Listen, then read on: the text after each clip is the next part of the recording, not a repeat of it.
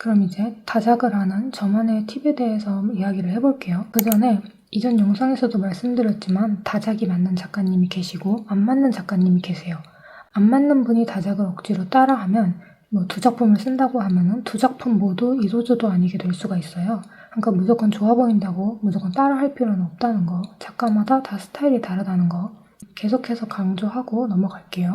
그럼 이제 다작을 하는 방법에 대해서 이야기를 해보자면 다작을 할 때 가장 먼저 떠오르는 어려움이 아무래도 몰입이라고 생각을 하는데요.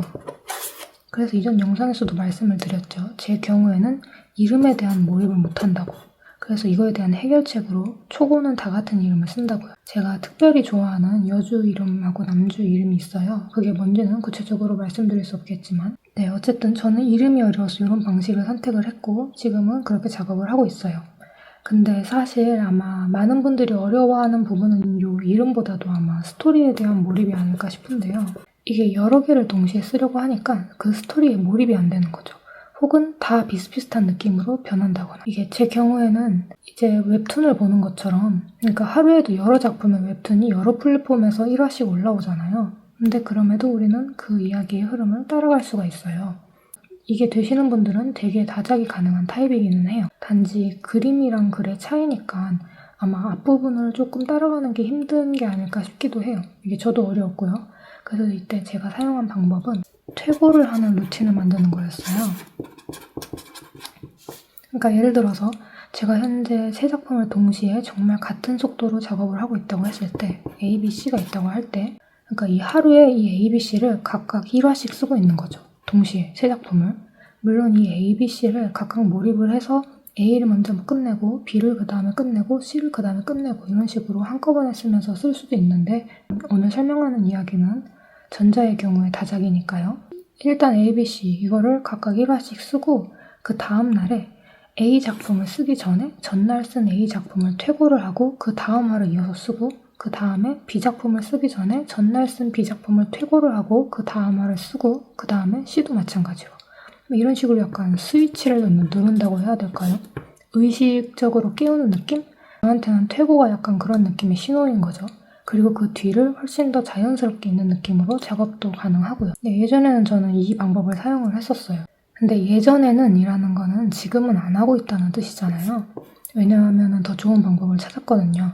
네, 근데 그럼에도 굳이 예전에 쓴 방법들을 계속해서 거론하는 이유는 계속 말씀드렸지만 작가님들마다 스타일이 다 다르기 때문이에요. 그러니까 저한테는 안 맞았지만 누군가한테는 이 방법이 맞을 수도 있어요. 그래서 제가 계속 해왔던 것들을 거듭 거론을 하는 거예요. 그러니까 저건 별로였나 보네 나도 하지 말자라고 넘기지 마시고 한 번쯤 듣고 이건 나한테 괜찮을 것 같은데 싶은 게 있으면은 일단 무작정 시도를 해보세요.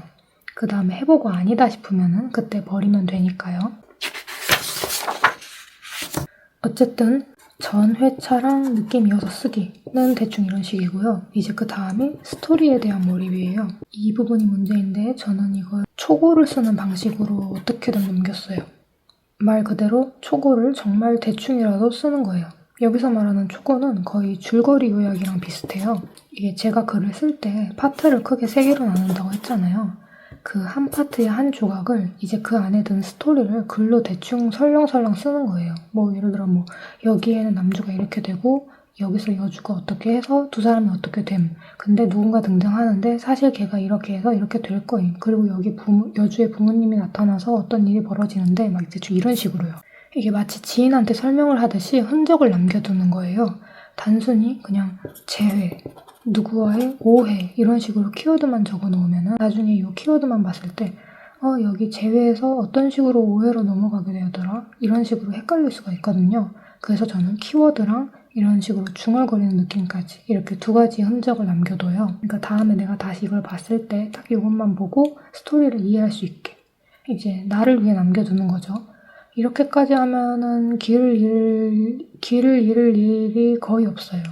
예, 그러니까 여기까지가 동시에 여러 작품을 연재를 하면서 스토리라인, 이야기의 흐름을 놓치지 않는 방법이었다면 이제 그 다음으로는 그 이야기의 감정선을 유지하는 방법에 대해서 이야기를 해볼게요. 이게 스토리라인도 스토리라인이지만 이게 감정선도 굉장히 중요하다고 생각을 하는 타입이거든요. 왜냐면 일단 제 주 장르가 로맨스니까요. 이게 비슷한 작품을 동시에 쓰는 거면 모르겠는데 예를 들어서 A 작품, 이거는 뭐 완전 피폐물인데 B 작품은 갑자기 로코 막 이런 식으로 갭이 다른 작품을 넘나들 때 더 자세히 얘기를 하면 A 작품에서 남주 후회물인데 남주가 여주에게 처절하게 매달리는 회차를 쓰고 그 다음 B를 작업을 하는데 B는 또 둘이 꽁냥대는 로코물이다. 이러면 이제 몰입을 하기가 힘들잖아요. 그래서 저는 감정도 중요하다고 생각을 해요. 그래서 이 경우에는 제가 사용한 방법은 모티브를 정해두는 거였어요. 이 모티브라는 말은 이전 영상에서도 나왔던 것 같은데 그 작업하기 전에 제가 적어두는 리스트가 있다는 설명을 했었던 것 같은데 뭐 예를 들어 남자 주인공의 존댓말 여부, 대사 이런 게 있다 라는 설명을 했을 때 거기서 아마 첫 번째가 모티브였던 것 같은데요. 근데 그때는 이 부분을 그렇게 정확하게 짚고 넘어가지 않았던 것 같아요. 그리고 일단 제가 모티브라고 부르고 있기는 한데 이게 아마 사전적인 의미 그대로는 아니지 않을까 싶어요. 네, 그냥 제가 이렇게 부르고 있는 거예요. 여기서 말하는 모티브는 음악이나 웹툰, 만화, 드라마, 뭐 몇 화, 어느 장면 뭐 이런 식으로 적어둬요. 뭔가 딱 이 작품의 배경음악이다 라는 느낌이 드는 음악이라던가 아니면 어떤 웹툰이나 드라마에서 몇 화에 나오는 주인공들의 어떤 장면 이제 그 부분을 기록을 해둔 거죠. 근데 그 장면을 그대로 쓰거나 대사를 베끼라는 게 아니라 이제 그 느낌이 있잖아요. 뉘앙스. 구체적으로 말하자면 뭐 늘 까칠하던 남주가 이 부분에서 부끄러워하는 게 너무 좋아. 심장이 간질간질해. 뭐 이런 느낌. 일종의 그런 기분을 느끼게 해주는 스위치 역할을 하는 거예요. 이제 반대로 후회물에 막 질척한 피폐다 하면 뭐 어떤 특정 슬픈 장면을 여기에 넣을 수 있겠죠. 그런 다음 쓰기 전에 감정에 몰입이 안 되면 이제 그 장면을 보거나 그 노래를 듣거나 해요. 이게 요즘은 드라마 같은 것도 유튜브에 클립이 많이 올라오니까요. 그런 식으로 일일이 적어두는 편입니다. 그리고 이제 모티브의 경우에는 꼭 하나가 아니고 여러 개가 있을 수 있어요. 네, 그래서 쓰다가 몰입이 안 된다, 감정이입이 안 된다 하면은 여기에 적어놓은 모티브들을 쭉 정주행을 하거나 아니면 노래를 듣거나 하는 편이에요. 네, 여기까지가 작품을 쓸 때 감정선을 혼동하지 않는 나만의 노하우고요. 이제 마지막으로 인칭을 들어가 볼게요. 이게 인칭이 통일되면 편하겠지만 꼭 그렇지 않은 경우가 있을 거예요. 네, 저도 5작품을 쓰는데 뭐 예를 들어 2개는 3인칭인데 3개는 1인칭이고 막 이래서 쓰면서 헷갈린 적이 있는데요. 이때 제가 쓴 방법은 이게 솔직히 작가님들마다 1인칭이랑 3인칭 중에 본인에게 조금이라도 더 편한 인칭이 있을 거예요. 그럼 일단 그 인칭으로 모든 작품을 쓰세요. 단 처음부터 이게 구분이 되시는 분, 그러니까 뭐 2개는 3인칭으로 쓰고 3개는 1인칭으로 쓰면서도 별 무리가 없이 왔다 갔다가 가능하신 분이 계세요. 이분들 같은 경우에는 그냥 패스합니다. 그냥 본능적으로 스위치가 잘 되는 분이에요. 이런 경우도 분명히 존재해요. 저도 봤고요. 다만 안 되는 분들의 경우에는 그럼 이제 안 되면서 굳이 왜 인칭을 나눴었냐라고 하면 할 말이 없긴 한데 왠지 이 작품은 1인칭이 더 잘 어울릴 것 같고 이건 3인칭이 더 잘 어울릴 것 같은 그런 느낌이 분명히 존재하긴 하거든요. 네, 어쨌든 본인이 더 편한 인칭으로 쓴 다음에 퇴고를 할 때 그거를 바꾸는 식으로 저는 이렇게 했어요. 근데 한 가지 신기한 게 지금은 이렇게 안 하고 있거든요, 사실. 왜냐면 현재는 그냥 동시에 그냥 별 탈 없이 잘 쓰고 있어서요.